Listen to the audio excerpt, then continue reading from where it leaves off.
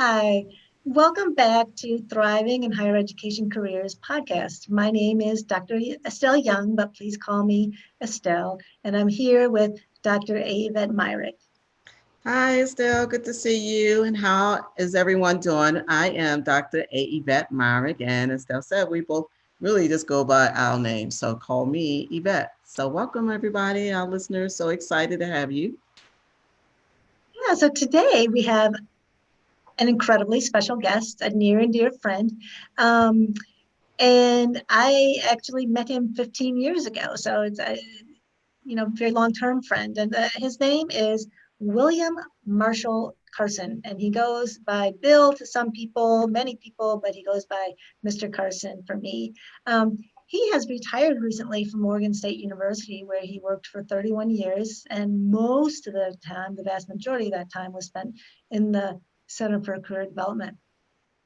And he, at the same time, was a non-commissioned officer with the Army, as well as being a professional photographer, self-taught. So very multifaceted person.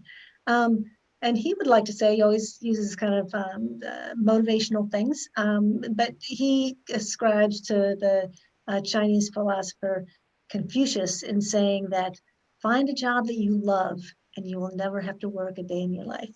So super excited to welcome Mr. Bill Carson into this podcast.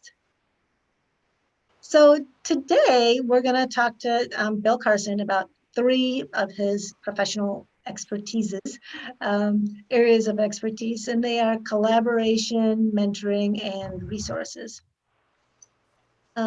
So personally, in my 15 years of knowing you, one of the things that I have witnessed you doing over and over again is to be a collaborator. And it's been with students, it's been with faculty members, it's been with coaches, just about everyone that I saw at Morgan had some kind of collaboration with you. And you called it sometimes that you were bringing the show on the road so that you would bring the Center for Career Development to those groups of people with which you collaborated. So my question to you is, what prompted you to use collaboration as a strategy to make the Center for Career Development more effective?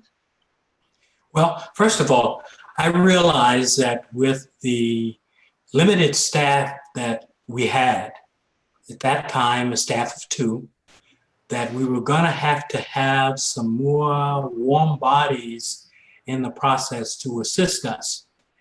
And so with that in mind, I sort of looked around the campus, I looked around the neighborhood, so to speak, to find those individuals who could assist us in doing the things that we wanted to do.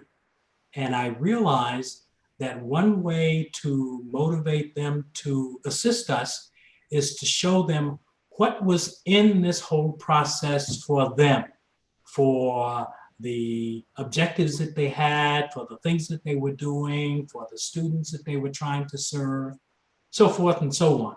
So that's how I was able to at least identify the individuals that would work with us.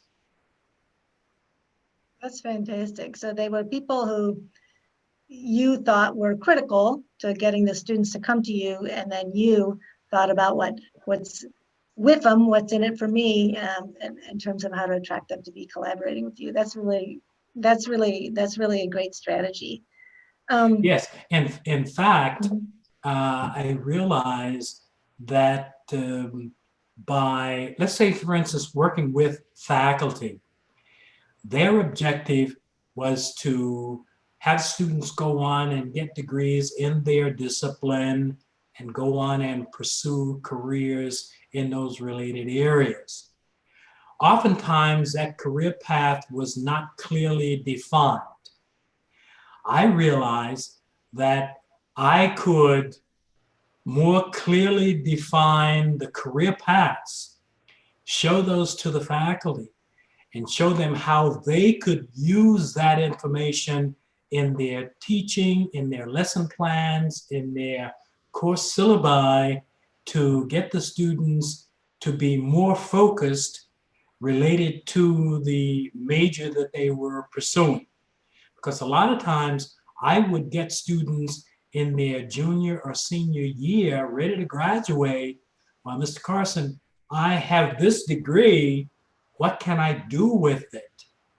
Rather than I've spent the last 4 years preparing for this career, I've done this, this, and this. Now, who can I talk to get them to hire me to do what I want to do? If that makes sense. That makes a ton of sense. And I'm glad to be sharing the Carson magic.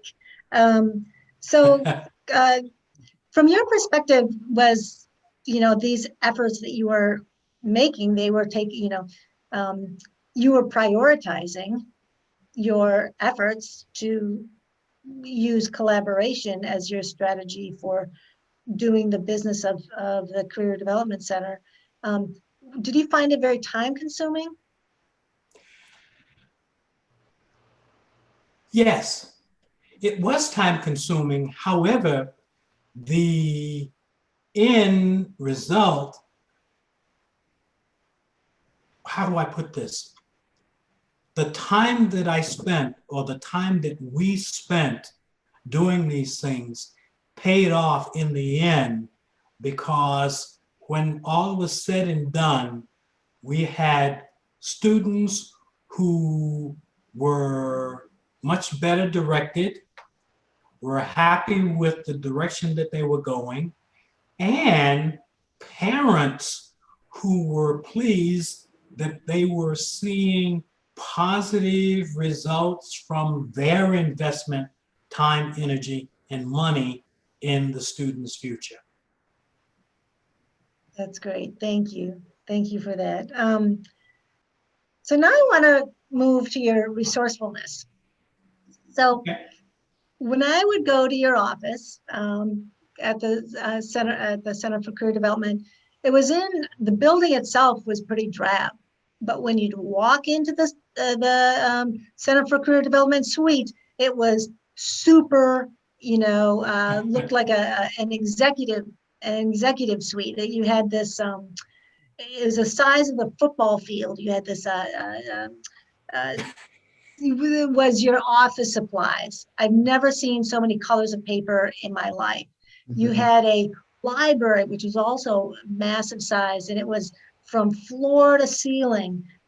Those clear plastic brochure holders that were, Right. assembled along the walls, and those were also, there must have been 200 in there, and they were every possible color, what you should be doing on this and that, freshman year, sophomore year, junior year, senior year. There was beautiful. There's not one question that a student could have had that wasn't answered in those brochures. So how the heck did you get the money to do all that? Morgan's not a super, doesn't have a huge endowment. How'd you do that? We found a pot of gold. That pot of gold was